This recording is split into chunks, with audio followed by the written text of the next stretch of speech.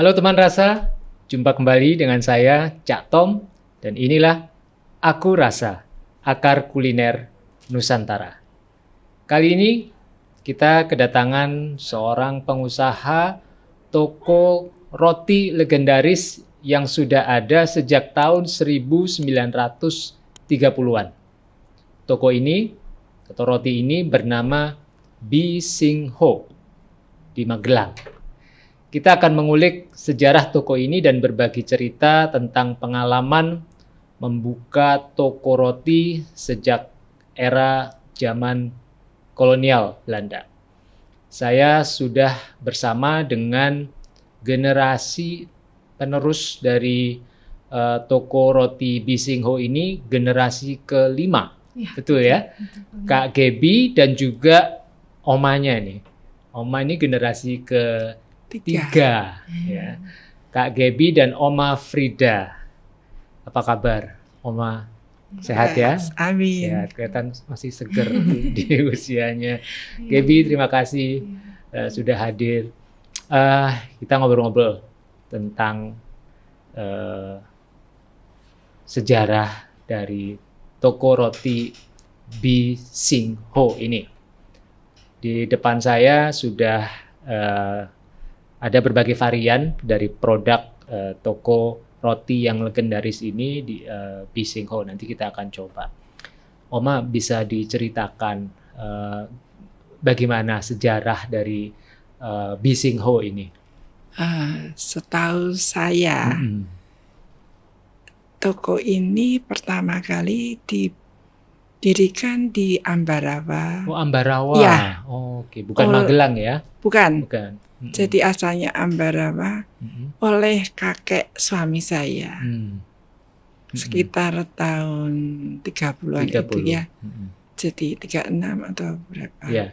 Zaman Belanda. Zaman Belanda. Ya. Lalu ayah suami saya itu membukanya di Magelang. Tapi waktu itu roti-rotinya yang buat masih di Ambarawa. Jadi dikirim. Jadi dapurnya di Ambarawa. Ya. Apa ini pengolahan rotinya? Ya. Pertama kali buka di Jalan Pemuda. Dulu bilangnya zaman dulu pecinan itu kan. Lalu dipindah ke Jalan Ayani yang dulu gedungnya kemudian jadi RRI-nya Magelang. Lalu kemudian baru pindah ke toko yang sekarang. Ya, di Ayani 41 itu.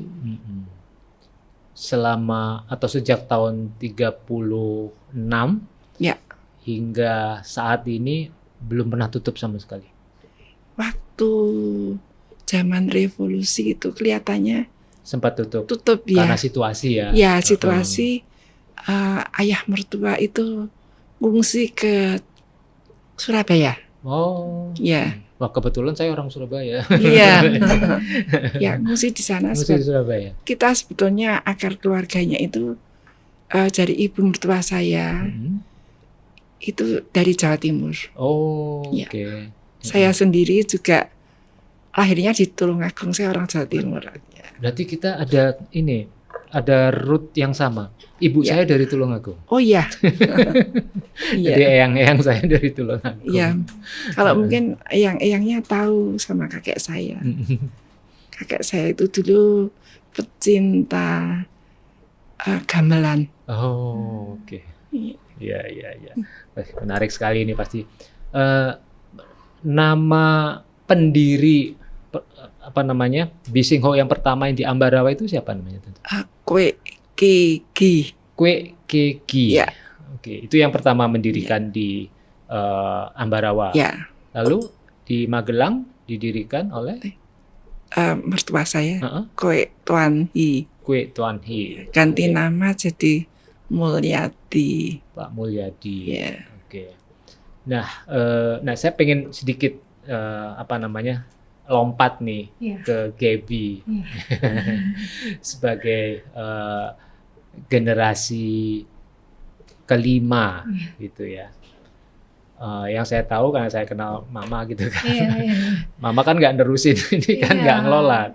Udah lompat dari ke aku langsung. Gaby langsung. Iya. Nah, apa yang memotivasi Gaby untuk mau menerima tongkat estafet ini, meneruskan usaha? Iya, sebenarnya sih waktu awal aku kan lulus tahun 2020 ya. Waktu itu tuh aku nggak ada rencana sebenarnya untuk background-nya apa pendidikannya? marketing. Iya, okay. Dan aku nggak ada plan untuk nerusin toko sebenarnya. Tadinya tuh aku pikir ya udahlah, habis lulus cari kerja di agensi atau gimana. Biasa kan tipikalnya kalau anak lulusan marketing cari kerja di agensi gitu kan. Pas balik, waduh pandemi tuh parah banget. Jadi obviously situasinya kurang mendukung lah untuk aku cari kerja.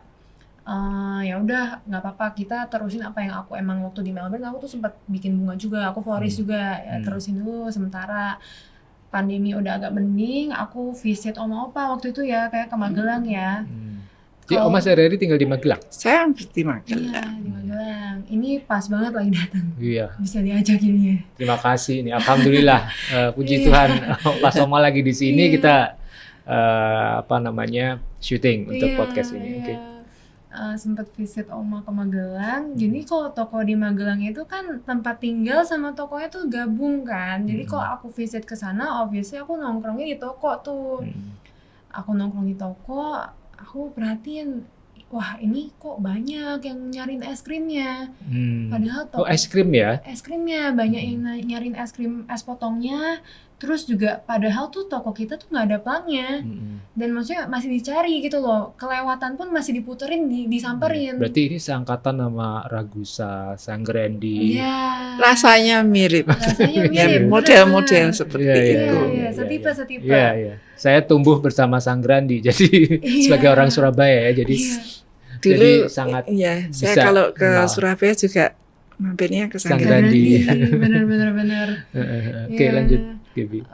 Iya waktu itu banyak yang nyariin. Terus aku bilang ke mama, nih ini kayaknya sayang kalau nggak diterusin. Karena kan maksudnya udah dari tahun 36 historical value-nya aja tuh banyak. Dan itu nggak ada uang atau nominal yang bisa ngebayarin lah ibaratnya. Aku bilang sayang nih, kayaknya tokonya bisa diterusin karena customer-nya juga masih banyak pelanggan yang nyari. Dan itu pun sebenarnya pelanggannya nggak hanya pelanggan di Magelang, banyak yang dari luar kota mampir juga. Iya, karena dulu mungkin dia pernah tinggal di Magelang, orang tuanya gitu ya, terus balik lagi nostalgia. Bener, apalagi belakangan nih kayak kemarin tuh Magelang sempat rame ya Oma, gara-gara pernah dipakai buat syuting gadis kretek gitu-gitu. Oh iya. Jadi maksudnya itu salah satu Muntilan Magelang lagi naik. Happening. Betul. Jadi tuh banyak pendatang juga. Ya aku bilang kok kayaknya sayang. Apa kita coba rapihin ini Magelang tadinya kan? Cuman banyak pertimbangan, salah satunya emang karena aku sama mama kan tinggal di Jakarta. Jadi obviously kalau mau benerin yang di Magelang pun nggak mungkin dong kita tinggal-tinggal. Ya udah deh kita bawa aja ke Jakarta gimana, mumpung tempatnya ada. Dan maksudnya waktu itu juga sebenarnya udah dalam tahap proses gambar interior. Tinggal kita resize ke yang di Jakarta sebetulnya. Nah makanya dari situ akhirnya aku decide ya udah deh kita terusin aja, sayang kan kalau nggak ada yang terusin gitu. Oke. Menarik, nanti saya akan balik lagi ke Gaby. Oma pasti mendirikan usaha atau eksistensi usaha sejak tahun 36 di tengah situasi masa penjajahan Belanda, perjuangan bangsa Indonesia gitu ya. Pasti ada cerita-cerita yang menarik gitu yang dilakukan oleh pendahulu, jadi tadi engkong atau kakek, opa, opanya Oma waktu itu. Ada cerita-cerita yang bisa dibagi? Katanya dulu pernah membagi-bagi kupon untuk rakyat atau untuk berjuang begitu. Saya kurang jadi, itu ya. Artinya ikut berperan di dalam perjuangan gitu ya, dengan memberikan logistik. Iya. Gitu, roti tawar ya. Ya, roti tawar biasanya itu. Sampai sekarang itu katanya bukan roti tawar, kalau beli rotinya Bisinghu. Beli rotinya Bisingho. Itu roti tawar. Oh, kalau roti Bisingho itu roti tawar. Karena itu Legend. kupon itu legend itu. Kupon. Kita sampai pertama kali saya dengar itu juga geli roti roti apa itu? Roti Bisingho. Iya, saya waktu Itu roti baru-baru. tawar. Iya. Nah, arti dari nama Bisingho itu sendiri apa? Tahu. Nggak tahu. Cuman itu merek dagang. Merek dagang. Iya, yang pemberi yang mendirikan kan. Itu Opa. Iya. Tugasnya Gaby buat nyari tahu apa sih artinya Nggak Bisingho. tahu gitu. Banyak sih yang Cari nanya tahu, ya. iya kan? Banyak yang nanya. Menarik tuh, biasanya jadi narasi. Nah, lalu setelah waktu itu ada ngasih roti lah gitu ya. Apa yang respon dari para pejuang atau masyarakat Magelang Terus saat saya itu? kurang Nggak tahu ya. nggak tahu, saya belum di Magelang. Di Magelang. Saya itu kebayang roti itu kan bahan bakunya gandum ya, Ya. gitu kan. Sementara kan kita nggak punya tanaman gandum, gitu. Iya. Berarti pada saat itu, kalau sekarang kan oke masih banyak lah ya impor gandum, terigu gitu. Zaman dulu kayak gimana ya Tapi dapetin pernah gandum itu? waktu tahun 65-an itu ya. Mm-mm. Jadi saya waktu itu sudah tunangan dengan Suami. suami saya. Mm-mm. Itu pernah kesukaran cari bahan bakunya. Ya. Mm. Lalu gisnya itu pakai itu dulu mertua saya kalau bikin tuh bukan pakai gis sekarang yang enak instan. Dia bikin pakai legen. Tapi Raginya ya. Ya, karena dia seorang expert. Walaupun dengan bahan yang apa adanya dia bisa substitusi ya dengan baik, bisa menghasilkan roti juga. Iya. Ya. Ya, memang kalau bikin roti adonan itu salah satu yang bikin mekar lah gitu ya. Iya, Iya. benar-benar. Ragi kan. Iya. Ragi itu kan kayak fermentasi lah gitu ya. Oke, menarik sekali.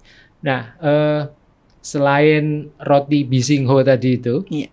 roti tawar itu, ada resep andalan, resep keluarga yang diturunkan sampai sekarang dan masih dipertahankan, disajikan? Kalau roti-roti itu juga dari mertua saya. Lalu kita karena dengan perkembangan taste kan berubah. Dulu rotinya tuh kan nggak, jadi bahannya tuh masih sederhana sekali ya. Lalu sekarang lebih modern kan, pakai butter, pakai segala macam, dan lebih itu. Lalu kebetulan saya ini kan pendatang, tapi saya asalnya juga dari keluarga toko roti. Oh, jadi keluarganya Oma juga backgroundnya bisnis makanan, roti. Roti dulu zaman Belanda di Solo. Di Solo. Ya, itu punya resep. Tapi Surabaya itu Mandarin itu. Nah itu sekarang itu yang jadi primadonanya itu kue itu. Kalau kue keringnya ya itu dari ibu mertua saya. Itu enak-enak kuehnya. Kue kering ya? Ya, itu saya tetap pertahankan sampai sekarang. Cuman mungkin zaman dulu orang suka manis ya. Sekarang kita kurangi manisnya. Sesuai dengan tren ya, sama kesehatan kan. Kalau dulu kan nggak ngerti kan. Roti kering itu kan biasanya apalagi jelang Lebaran ya. Iya, itu Tadi Tante juga cerita itu ada kisah menarik, special request dari pelanggan ya. Itu apa aja tuh Tante kue keringnya itu? Biasanya kastengel, nastar, lalu kue, kalau dulu kue kacang. Sekarang kita ganti almond. Ya kan, tren sekarang kacang tuh kan kok kacang. Lalu ada lidah kucing itu. Ya itu lidah kucingnya ibu mertua saya itu memang benar-benar nggak ada duanya resepnya. Gitu ya? Penasaran saya Tante. Iya, nanti kapan-kapan saya kirim. Lidah kucing, lalu ada lagi sagu keju.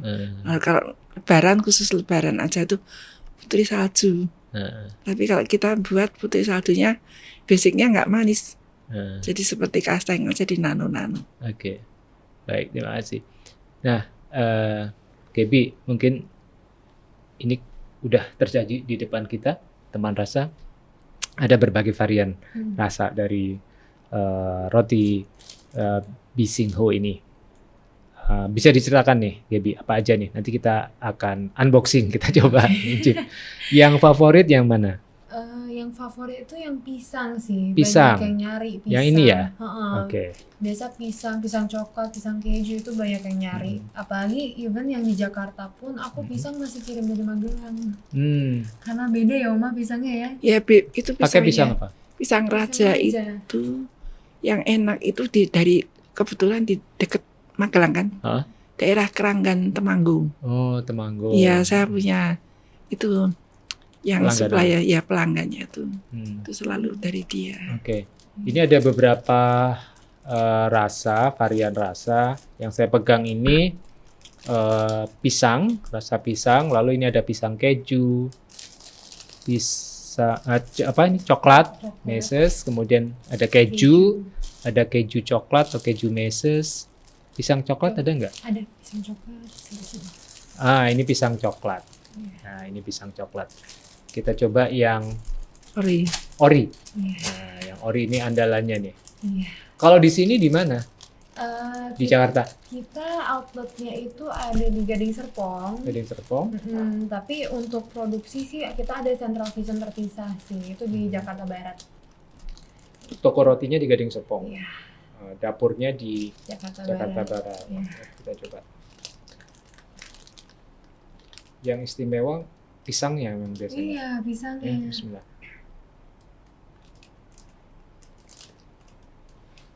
Gimana Pak? Enak. Rotinya itu lembut sekali dan pisangnya manis, pisang raja ya, pisangnya manis dan istimewa Tante. Rasanya kayaknya bisa berhenti nih. Gawat. Nih teman rasa silakan dicoba roti pisang biasa. Di sini punya roti pisang biasa dari Bising Ho. Ini resep andalan dari Bising Ho sejak tahun 1936. Betul ya Tante ya? Nah, biasa. Sudah volumenya udah berapa banyak nih? Untuk produksinya? Per minggu atau per bulan atau gimana? Biasa kita berapa kilo ya? Kalau yang Jakarta sih belum terlalu banyak ya. Mungkin lebih banyak yang Magelang ya Oma? Ya rata-rata sama lah. Iya.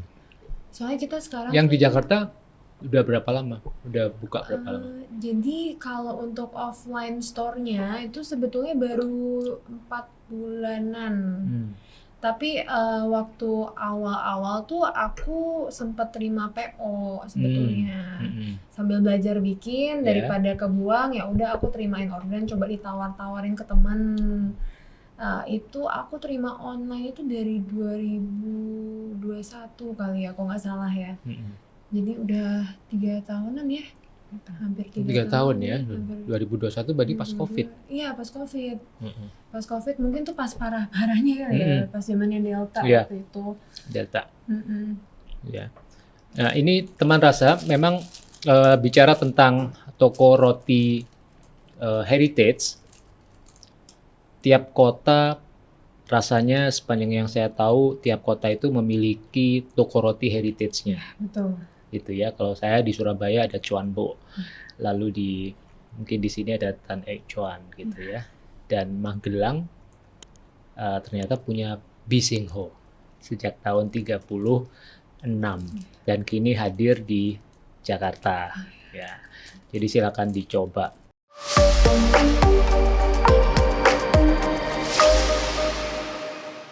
Karena kan sebenarnya roti ini kan untuk kita orang Indonesia termasuk salah satu makanan pokok ya.